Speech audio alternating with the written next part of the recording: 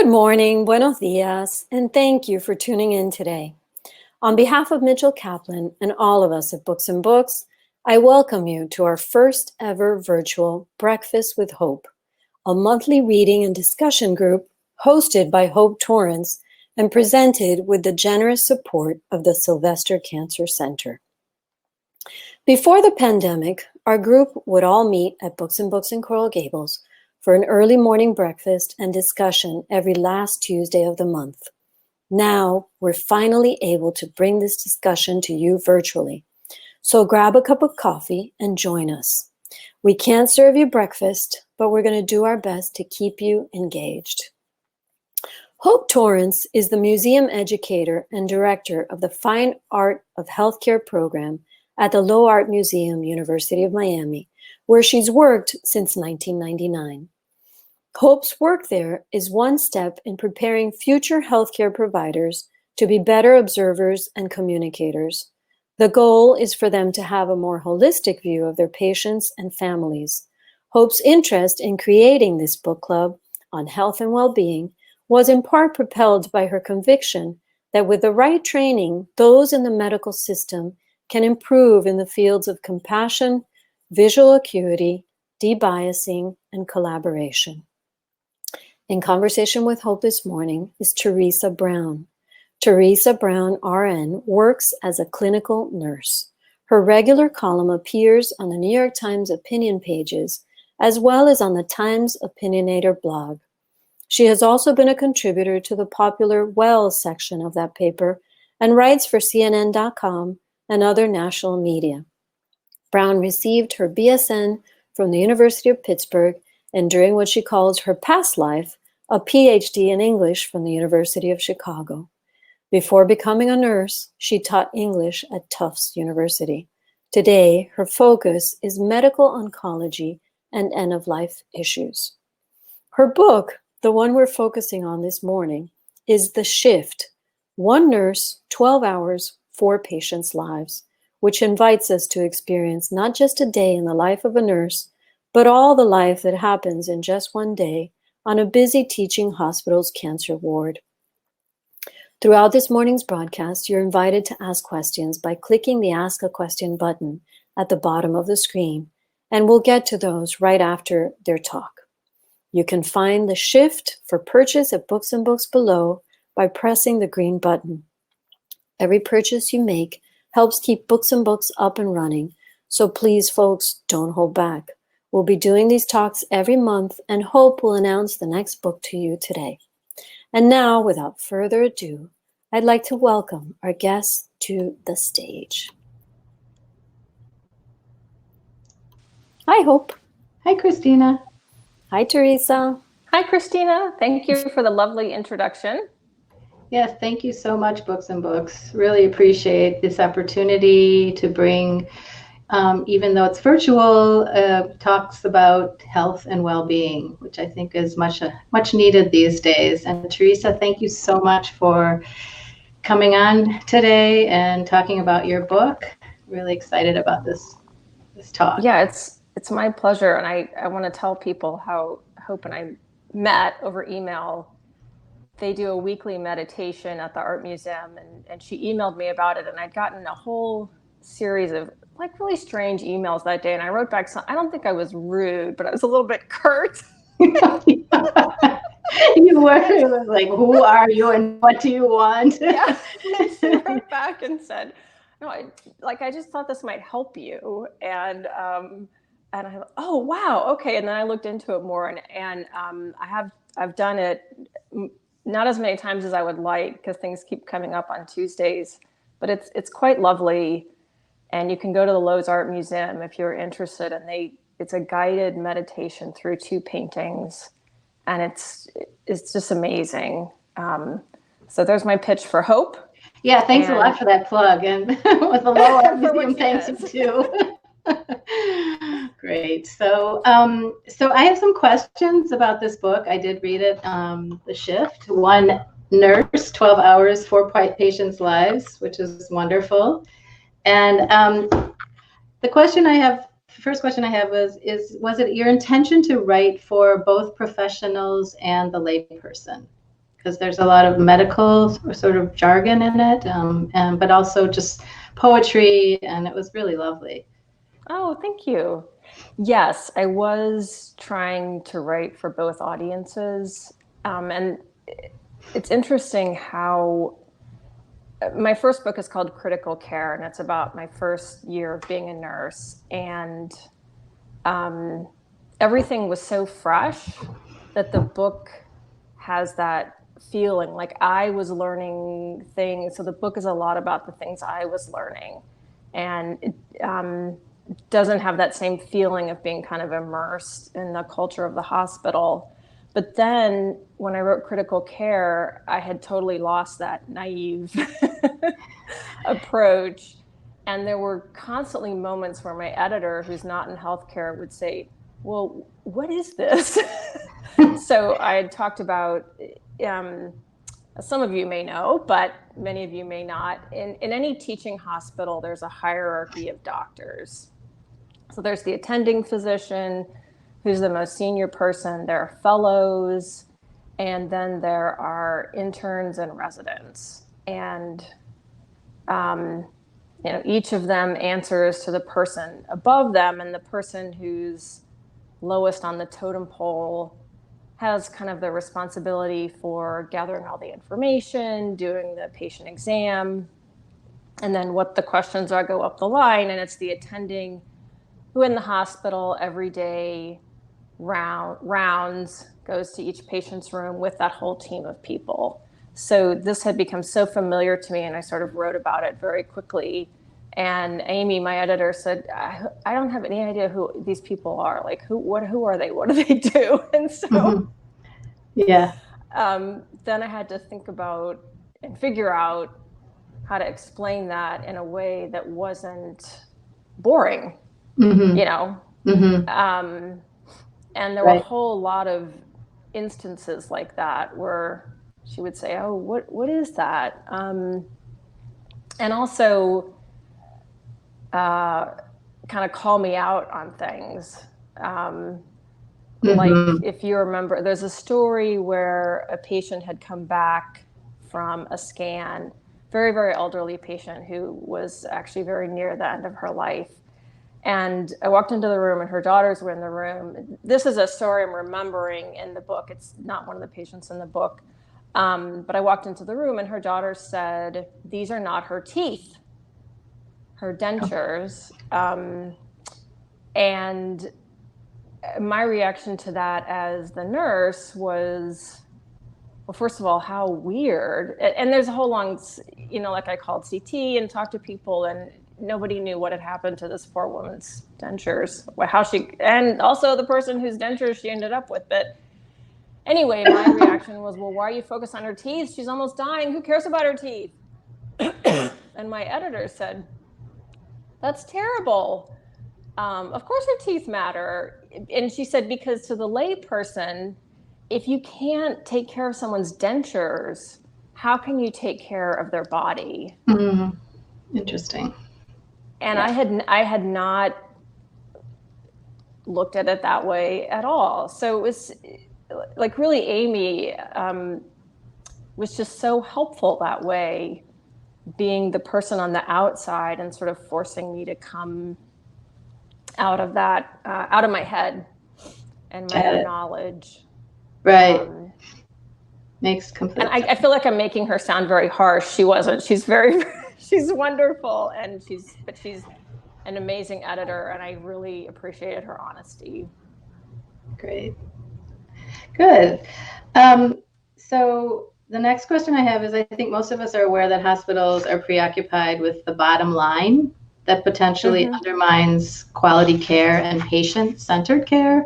How do you, as a compassionate healthcare provider, advocate your role as a nurse with meeting those standards? I like this quote. You quoted, I'm quoting you, put patient at the center and figure out the money from there. Yes, this is a question that's plaguing all of us, right? And we've seen it play out over and over again with COVID, that there isn't enough protective equipment, and it's hard to get it and people won't make it, or they make it and they sell it for, 10 times what it used to cost.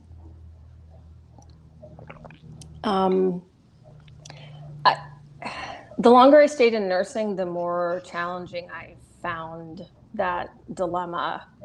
And I think the only real answer to it is we really have to make a change in the way we deliver healthcare. And I honestly feel like we have to find some way to give everyone in the U.S. healthcare. I see your dog, Hope. Cleo. And, she's such a ham. Yeah. So we have to find some way to give everyone health care and then see what that's like. And that could be Medicare for all. It could be highly regulated insurance, which is what several European companies do. It doesn't have to be a national health service like they do in England, which I think people react to negatively. There's all different ways to do it. But the problem is now there's so much gaming of the system to make more money on certain things because other things don't get the coverage that they should. So, for example, during COVID, we all heard that hospitals were really hurting. Well, we're still dealing with COVID, right? But at the hospitals where there were hospitals that were overwhelmed and having huge outbreaks, that they shut down their elective surgeries. And, elective surgeries could mean a nose job, but it could also mean a hernia repair, anything that's not an emergency, right? A scheduled surgery. So it's not just frivolous is what I'm saying. And if your knees hurt all the time, then getting a knee replacement, that's a big deal. And you want to be able to do that. So, but we found out hospitals earn so much more on these elective surgeries. And so I was in a meeting of some docs and nurses just sort of riffing off each other, like, well, what can we do about all the money in healthcare? And I said, well, why is this? Why are these elective surgeries so much more lucrative for hospitals? And this doctor said, well, because basically that's the way the payment structure is, because even though you have all these people coming in for COVID and they're getting ICU care, which, is billed, $10,000 a night sometimes, incredibly expensive, but that population does not have the same high-end insurance usually as people getting elective surgeries.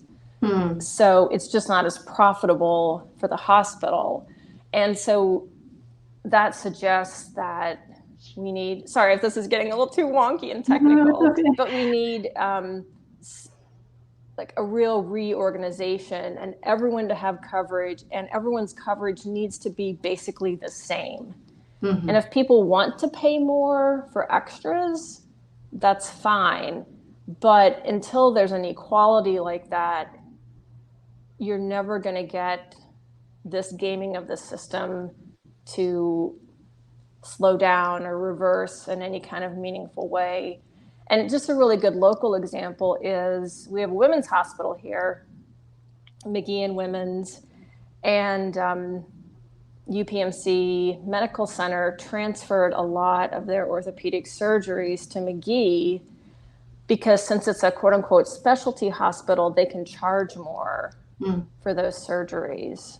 So there's no value, like it doesn't cost them more to have all the orthopods at McGee than at the hospital where they were, but they can earn more by doing that. And I think there are so many things like this that people just don't even know about.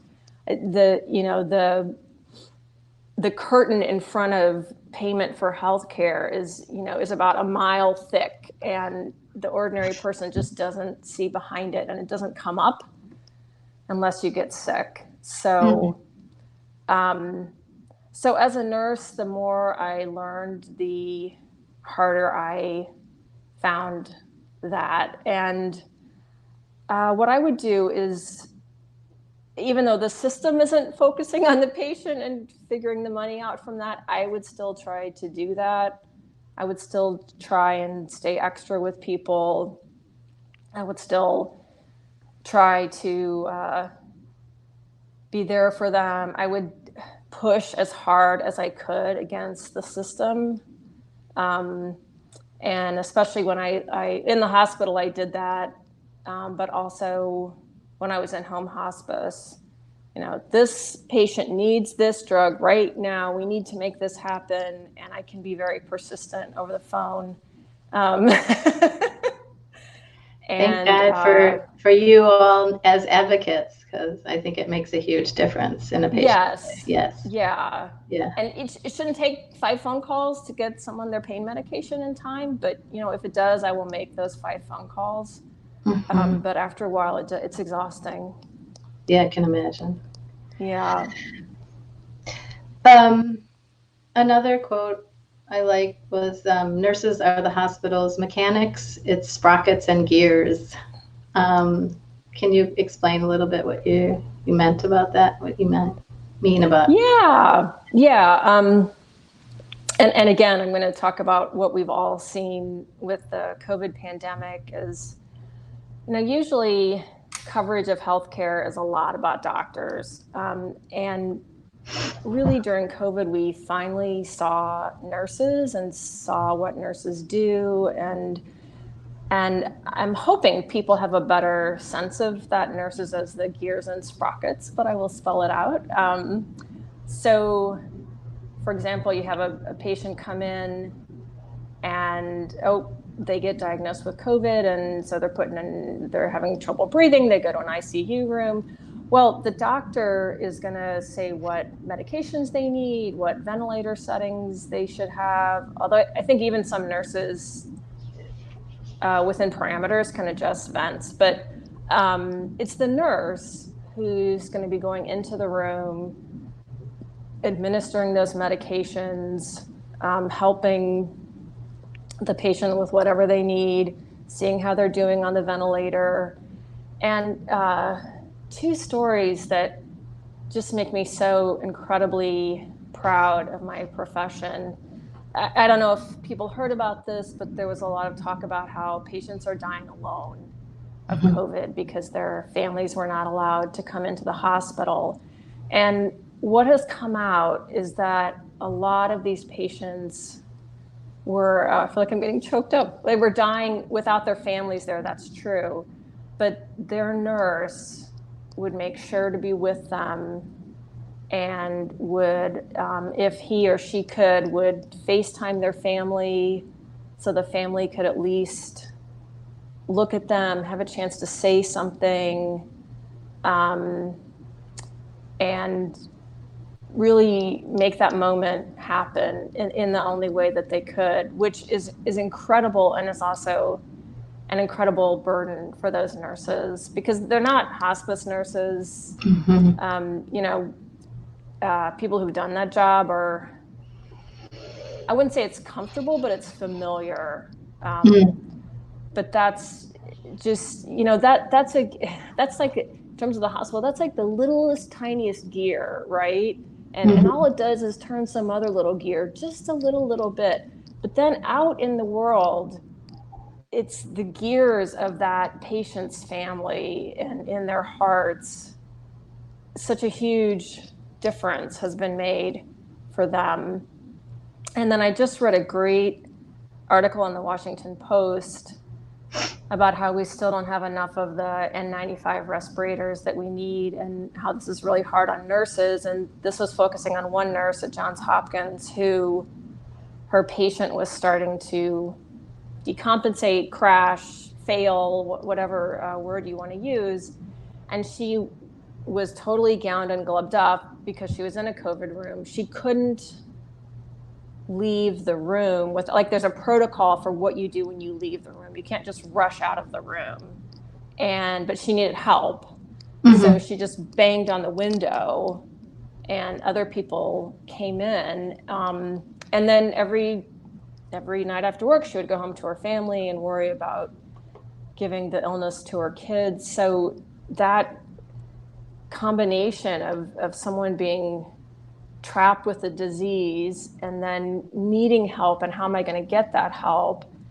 And then going home and thinking, what is this going to do at home?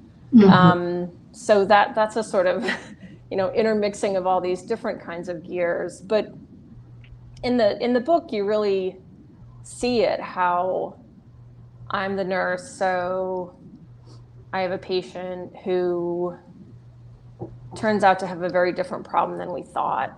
And so, and then I talk about in the book how it's like a train. My mind was like a train shifting tracks, because I'm like, no, we're on this track. We're in the, this problem track. I'm on this track, and then no, wait, you need to be on this other track that's going the other way. And it's how quickly can the nurse adjust to that? And we had to have surgical people there, and okay, can I work with those people? And the nurse is really the point person who makes all these little things happen, gets the blood work done, is constantly checking the blood pressure for this particular patient. And it adds up to, you hope, wellness, right? Or health. But it's, even in nursing, we talk about the little things. Like it's a good day when you have time for the little things. Yeah. And in some ways, so much of nursing is the little things, but they're actually big things in terms of healing the patient, getting them well. And, again, we completely saw that with COVID. It's the nurse giving the medications. It's the nurse doing spot physical assessments to make sure somebody's still stable.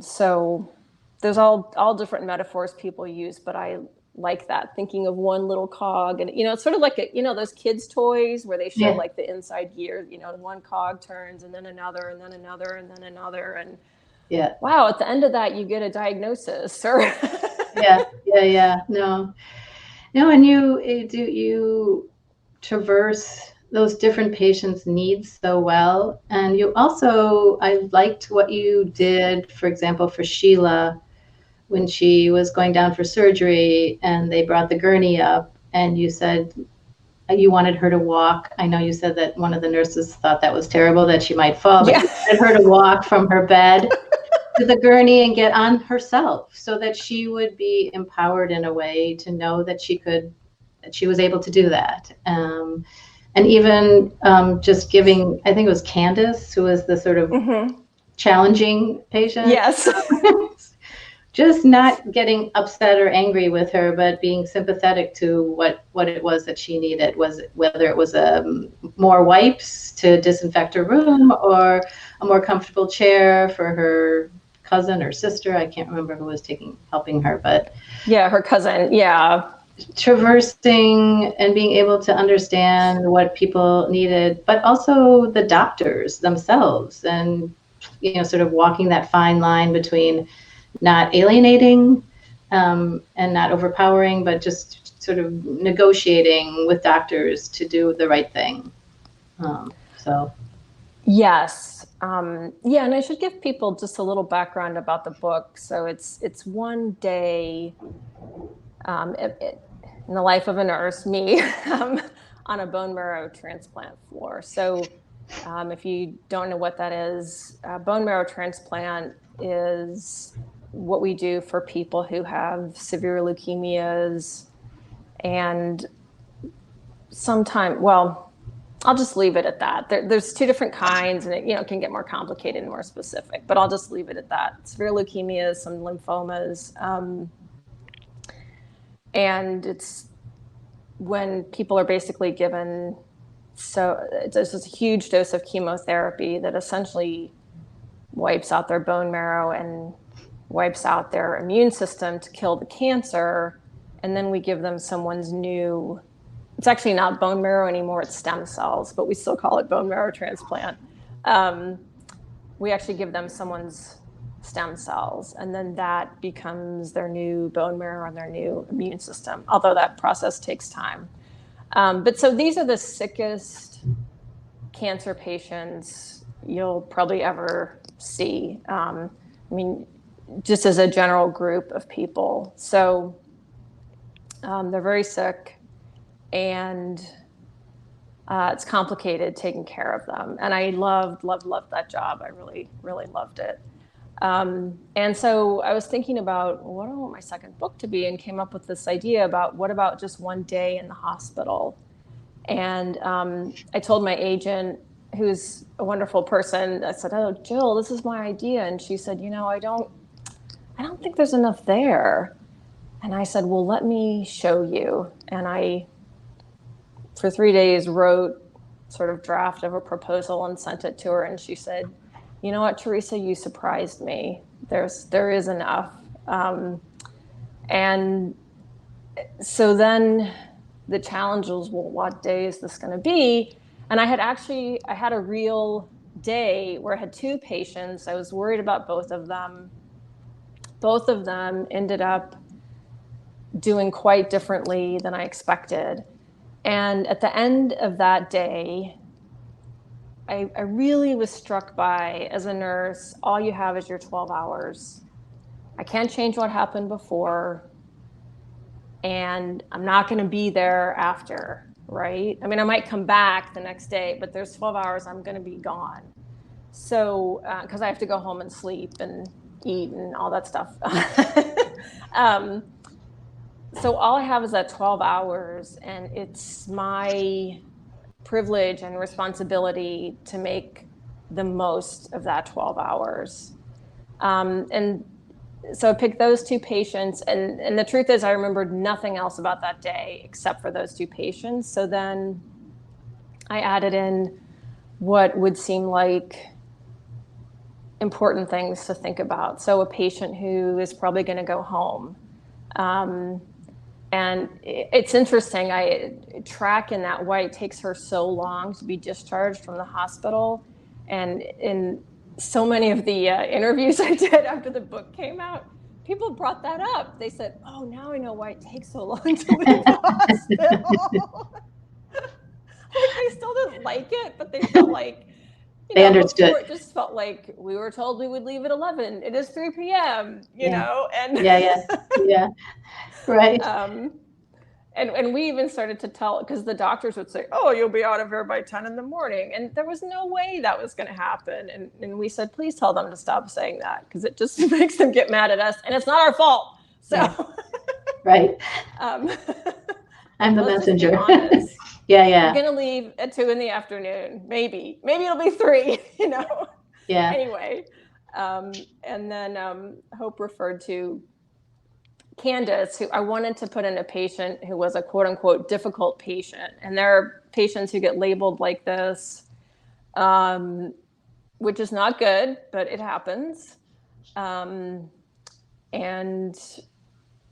Candace, based on a real patient who came in and would clean her entire room with bleach wipes, and was sort of constantly putting the staff in no-win situations. Like, why did you call for this? Oh, because blah, blah, blah, but that's not what I meant. Or why didn't you do this? And, it's just, a no-win situation is a no-win situation.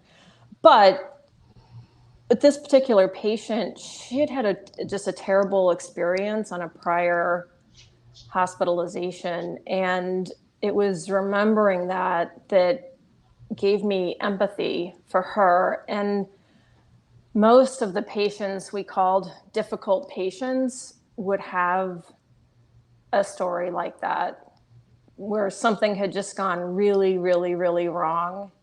And I'm not saying it was anyone's fault. It's just, it's terrible if you go in for what should be a routine abdominal surgery and you end up with scars all over your belly because of whatever. They went in and things weren't where they thought they were going to be, or the situation was more complicated, or, who knows.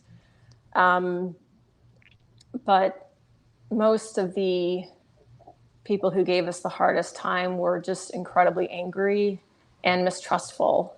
But so that's really the gist of the book. It is a composite day with, at its core, this realization that I had of the 12 hours and that's all you get. Yeah.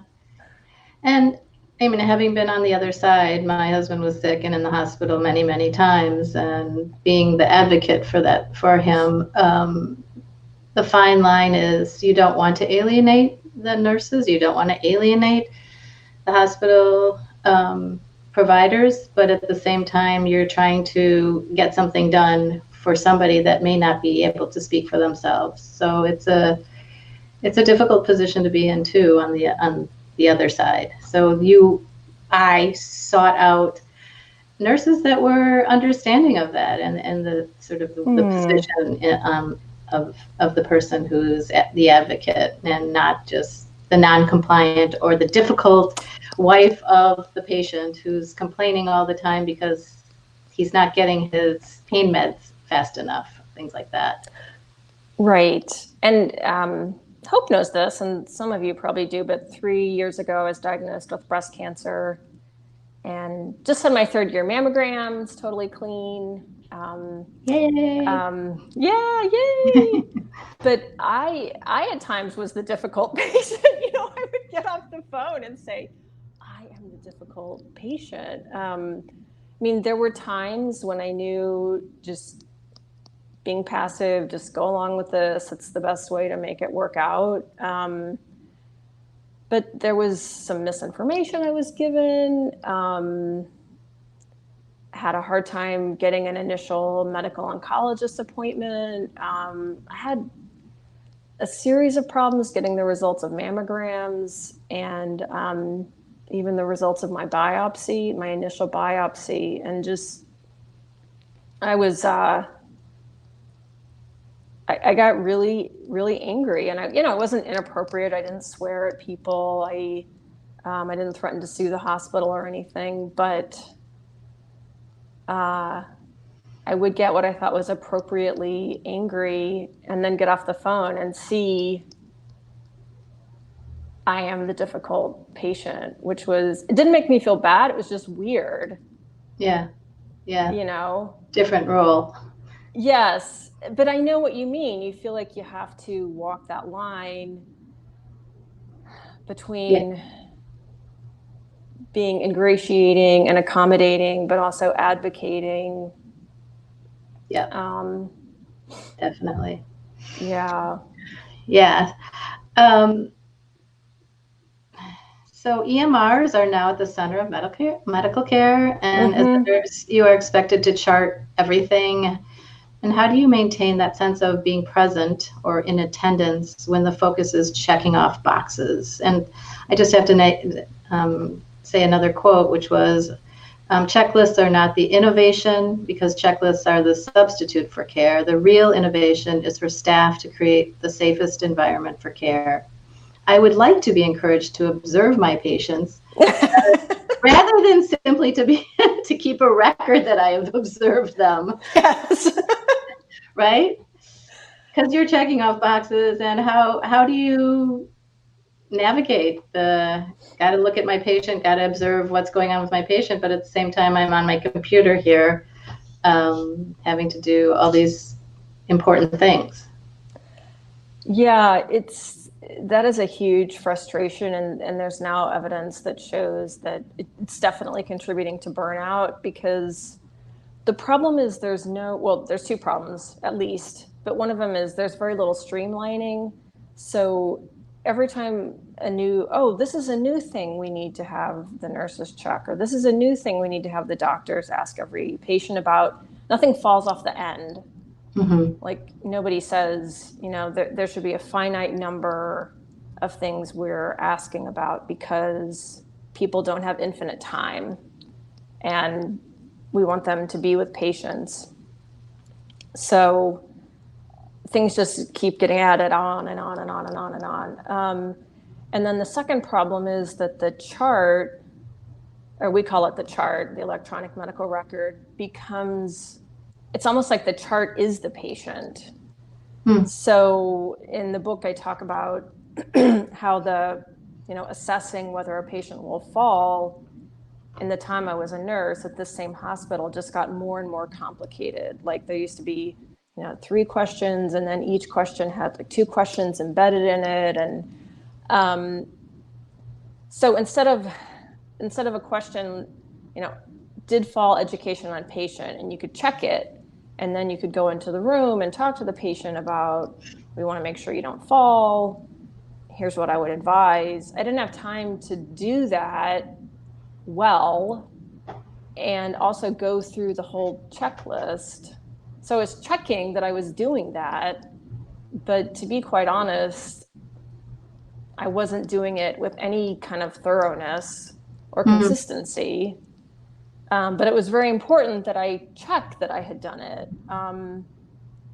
So to me, that's very disturbing that what's in the chart is some kind of, called it a simulacrum, or a sort of IT version of the patient. And I think Abraham Verghese wrote about that, so talking about treating the eye patient, like little eye, like the iPad.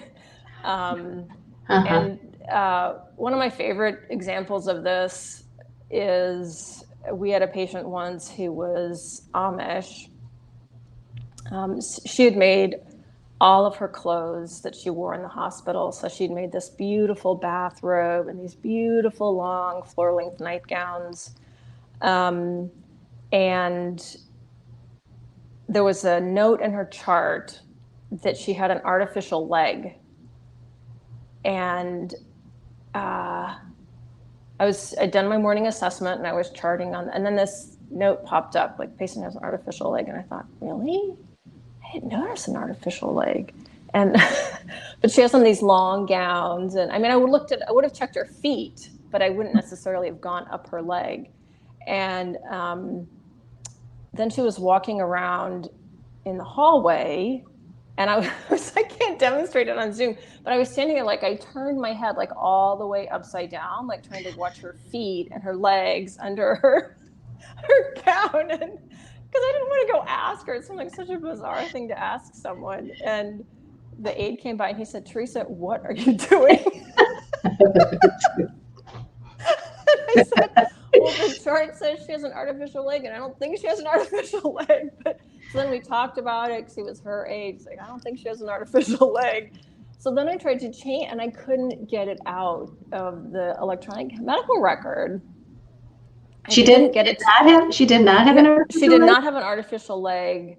How did that even get put in there? I don't know. And I tried to change it. I did the best thing I could, which was put in a note somewhere else so they would never be connected up. But and then the night shift nurse who'd had her the night before, I brought that up, and she said, "Oh yeah, that's just been in there. We can't get it out." God. And that's just like, it doesn't really matter if you're a leukemia patient and you have an artificial leg. I mean, it's not immediately clear that would matter, but there can be plenty of things that would matter. And that's scary. Yeah. So yeah, there are so many issues. And in hospice, the amount of charting we have to do is also overwhelming. Wow. Hello, Christina. That is crazy. Oh my gosh. Yes. What a story. So we have a couple of questions. And as I was watching, I was also thinking, gosh, our club has been very participatory in nature. So I thought I'd just open the chat and give, if any of our regulars are out there, or if anyone would like to actually be invited onto the screen to ask their question, I'm going to see if such a thing is possible. Okay, so. Okay, oh, wow. Okay. So first step, we're going to enable the chat. Should you want to come on the screen, tell me what your name is, and I will prompt you to come on. And then there are 2 great questions here right now. Can you discuss the role of palliative care during COVID and for those with a serious illness? Wow, that is a great question. Yes, I can say a lot about that. So let me try and be succinct. First of all, I'm not sure everyone knows the difference between palliative care and hospice. And palliative care is, strictly speaking, symptom management. So there's some evidence that people with a cancer diagnosis who get chemotherapy would all benefit from palliative care to manage their pain. If they have nausea and vomiting, that's one thing that palliative care can do really, really well. And it doesn't mean that those people are dying. It just means that they need real expertise in managing those symptoms. And of course, oncologists can do that, but sometimes managing people's nausea and vomiting can be tricky. And managing people's pain can be very, very tricky. I know that from hospice. So that's palliative care. All hospice care is palliative, but not all palliative is hospice. That's probably a good way to think about it. So hospice is care for patients who, well, okay, I'll give you the strict definition is it would not be surprising if they died within 6 months. And there are all kinds of criteria, but patients who either have chosen not to pursue further aggressive care for whatever illness they have, or patients for whom there really isn't more care that they can be given. And then they come on to hospice care if they so choose and get nursing visits and, again, symptom management and lots of things. But that's, and you get a whole team of people that helps take care of you, a medical director, a nurse, a chaplain, a social worker, and then we have aides that can go into the home. So there's my little plug for hospice. But in terms of COVID, yeah, I referred to this issue earlier when I talked about nurses sitting with patients as they're dying. And I wrote a column about this for the New York Times that I'm not remembering the title of, but I'm sure if you want to read it and you search around for it, you can find it. It's fairly recent, about the burdens that doctors and nurses are feeling with having so many patients die. I mean, there were doctors and nurses saying, you know, I've seen 8 patients die today. It's an incredible burden, and the guilt people feel, and why didn't we do more? And so my argument was that taking some guidance from hospice might be helpful, which is that we know the patients we have on hospice, we can't make them better, but we can make them comfortable. We can talk with their families. If there are unresolved issues, we can try and help them work those out. If there's something they really want to do before they die, we can try and make that possible. But we know we can't save them. And my argument was that would there be a way for some of that, say, wisdom from hospice to come to staff, but for patients, yeah, I know there was a lot of palliative care work done, and even virtual palliative care, because I know there were some docs here in Pittsburgh who were linking up with patients in New York City when they were overwhelmed. There can be symptom management again, but also just trying to sort out with people, what do you want? You know, if it comes to a point where you need to go on a ventilator or a breathing machine, is that what you want? Do you want to do that? You know, would you want to go to the ICU? Do you not want to go to the ICU? Do you want CPR? Do you not want CPR? Because the thing is, you know, we tend to end up asking people those questions when they're already at a point where it makes sense to think about them. But so many of the people who got sick with COVID, you know, they'd been up living their lives, right? They were walking and talking, you know, they were healthy, even if they were elderly. And they probably hadn't thought about those questions. So to have someone come in and say, well, what do you want? And if they could also have the family there, that would be great too, to have everybody have that discussion together. I mean, there's no wrong answer, but it's very hard for families when someone is dying and they don't have a sense of how much or how little medical intervention that person wanted, and then they have to decide, is very, very challenging. I hope that was a thorough enough answer. Yes, indeed. So here's another question. As the author, what did you hope the most important takeaway for the reader of the book would be? And this is a question from Randy Mullis, who's watching. Hi, Randy. Yeah, I was going to say at the start too, this is such a crazy time. I really appreciate anyone who made time for this, because I know we all are very preoccupied. So thank you. What was the thing I wanted people to take away? I wanted people to get a very, I hate using this word, but granular sense of what nurses do and how important we are to healthcare. And I feel like as a writer, I should say, well, I wanted people to take away messages about mortality or hope and that's true, right? But I would say the main thing in my mind was a sense of how important nurses are to healthcare, because it seems like so often the nurses aren't seen unless people are in the hospital. And then, they get how important the nurses are. And like me, for example, my dad was just in the hospital. Well, I tried to talk to the doctors, but I would just call the nurses, and the nurses were great, especially when I said, well, I'm a nurse too. So then we all talked the same lingo but I got so much information from the nurses, they were so just involved and know so much about the patients. And I think it's unfortunate that unless people get sick, they don't really understand that nurses are those gears that are turning all of the other gears. They think the doctor just has some big crank, that he pulls and then the machine just goes on its own, but it doesn't. It's really the nurses that make the machine move. So thanks for asking. And I see Ken Siegel has a question. So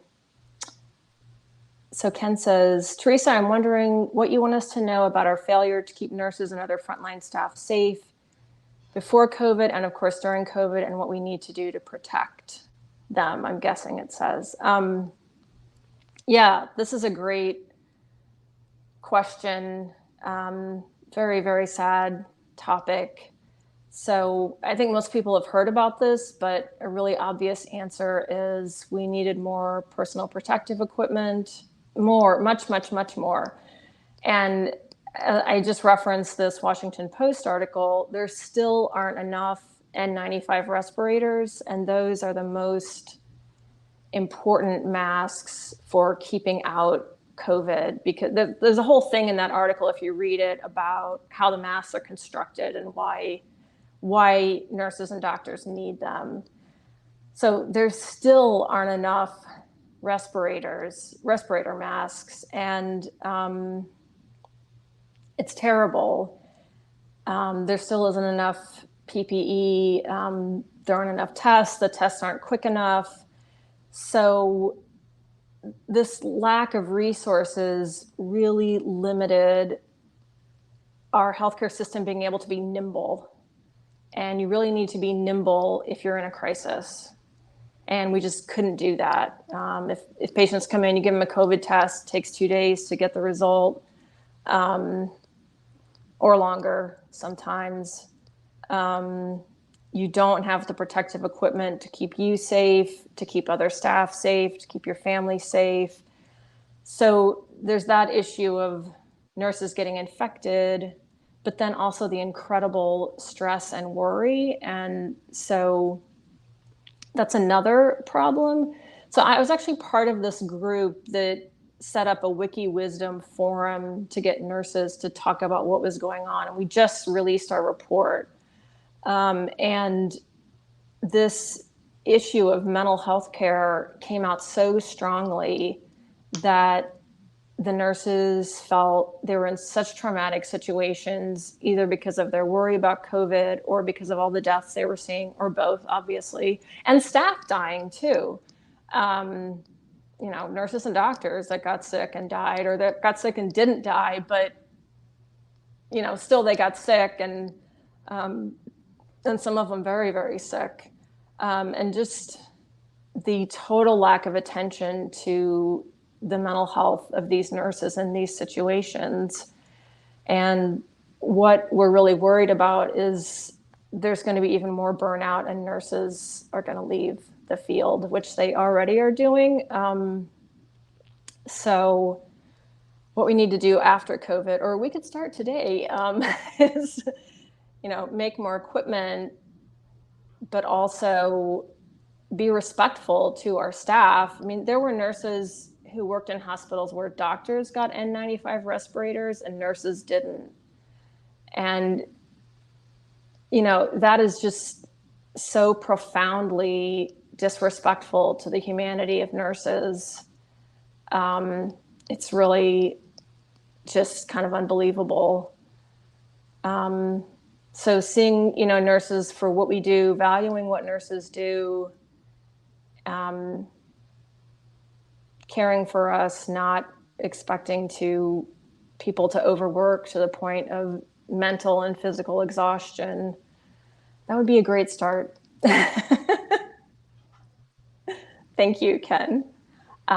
Jody Cipher, what advice would you give to a nursing student today? That is a great question. First of all, I would say this is a great job. When I went into nursing school, I was destined to be a nurse midwife or a nurse practitioner. I was not going to be a bedside nurse. Who does that? And then I got into nursing school and I saw, wow, this is such an amazing job. And it's so important. And nobody ever says that. And you don't see that on TV shows. And made the decision, I don't want to get a master's. I want to stay at the bedside because I love this job. So I would say, please, please, please try and hold on to that feeling, because it's true. And whatever barriers you run up against or frustrations, and there will be frustrations, remember that every single day you will make someone's life better. I can absolutely guarantee that every single day on the job, you will make someone's life better. And then also, I would say, really look carefully about where you work. And unfortunately, with hospital system consolidation, there's less and less choice. But even within a hospital, different floors can have very different cultures. And a culture of support is really, really important, especially when you're new. You don't want to work somewhere where there's, that phrase, nurses eat their young, where people are kind of doing that. You don't want to go there. And also, if you get to the hospital and you don't like it, which happens, think about home care, which in nursing school, people sort of act like everyone who does home care is kind of dumb and lazy. And then you actually do home care, as I have done, and you find out that is absolutely not true. It's you all on your own, meeting patients, trying to figure out what's going on with them, coordinate details. It's hard work. It's different work than the hospital, but it's very hard work, just the same as the hospital. Or do public health, or, there's so many great ways to be a nurse. And I've actually had doctors sort of envious that opportunity. Like, oh, I can't just change from being an orthopedist if I get bored with that. But nurses can do all kinds of things as nurses. So keep that in mind. If you feel like I'm getting burned out in the hospital, go find another job where you can be a great nurse doing something else. Okay, we have one more question left. We only have a few minutes. Where is a patient's healthcare directive filed? I just updated mine in time for surgery this Thursday. I can speak to it now, and I'm hoping I will be able to speak for myself. Yet the HCD is there just in case. Thank you all. That's a great question. What I would do is they said they're having surgery. Give it to the surgeon. Oh, hello. Sorry. She's not there. Sorry. Just give it to the surgeon. Make sure your primary care provider has it. There's talk about states developing registries for these forms, but that has not happened yet. So yeah, I would just make sure all the doctors involved and the primary care doctor have a copy of it. And you can even talk to them about it too. Oh, I made sure you got that. That's very important to me. Say that, and people will pay attention. It's a great thing to be a squeaky wheel about. Absolutely. And I see Lisa Carlin's question. Do you have plans for a third book? Yes, I am finishing the third book as we speak. Well, not really, but when I get off the call, I'll be finishing the third book. I just have, I really thank you, and I thank Books and Books. I have one last quote that I love, and it's, to be in the eternal present of illness and unease, never knowing the future. It's where my patients live, so I, ever hopeful, live there with them. We all live with uncertainty, especially today. So I was very heartened to have read that quote, because I feel that so much about sort of being in attendance to somebody who's sick or seeing people who are sick, it's about the unknown and navigating that unknown, but being present is so important. And I think that's hugely obvious with what you've written and how you were in attendance with your patients. So thank you for that, and thank you for your work.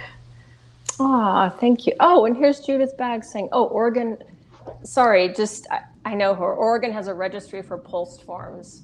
Oh? Yes, so if you're in the state of Oregon, Pennsylvania is working on one.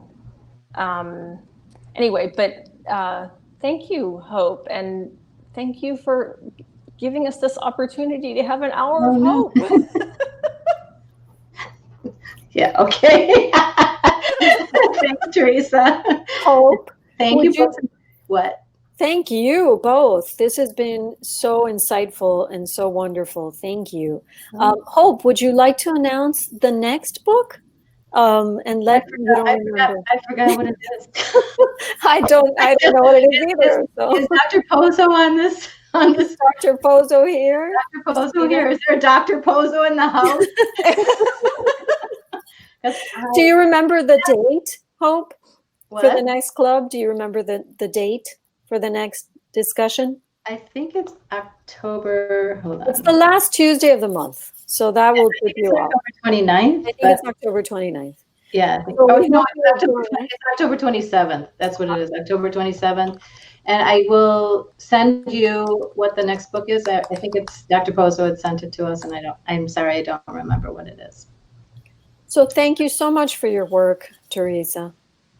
I hope that if I'm ever sick, you're my nurse. Aww. Seriously, oh my gosh, you are so compassionate and kind and wonderful. So stay strong and keep doing that wonderful work for all of us. And Hope, thank you for bringing us these readings, these discussions, so valuable. Thank you for having the foresight to understand that people need them.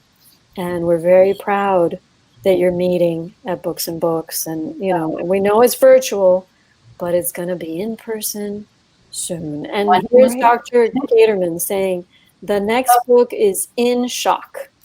In Shock, right. And it's a doctor, I think, who wrote that book. Is that right, Dr. Pozo? I think it's a doctor. So we had no takers to come on the stream, but maybe next time. We'll try it from the beginning so people can get used to the idea, because it would be nice to see people. Dr. Pozo says it was written by a doctor. Yes. Okay. Great. So. All right. Well, thank you. Thank you again, Books and Books. It's been really an incredible learning experience for me to read these books and really try and understand the whole system better and how to keep ourselves healthy as long as possible. Okay. Well, then. Thanks, everyone, and stay well, stay safe. You too. Thank you. It says in chat, my journey from death to recovery and the redemptive. I think there's something else, but By Dr. Rana Oddish. Oddish. Oddish. And you will. Don't forget that you can order Theresa's book by pressing the green button. Do not hesitate to press that button. We'll ship it off to you right away. It's a really good book. And if you're in Miami and you want to pass by the store and pick it up, we have copies there too. So safe shopping, curbside pickup if you need it. And in Shack will be in, is it on order, Christina? Yes, it is on order. And here's Dr. Caterman saying the discussant next time will be Dr. Elisa Krill from Sylvester Cancer Center. So look out for our emails. Anyone watching that came to us via Theresa, you're welcome to sign up on our website so you can join us in the future. Hopefully Theresa will join us in the audience and maybe she'll come on screen and we'll have a little bit of interaction going. But again, thank you very much. And we'll see you soon. Okay, great. Thanks, Theresa, again. Hope to see you soon on the mindful looking sessions. Yeah, this week I can't because I have to go to the dentist, but then but next week. Okay, good.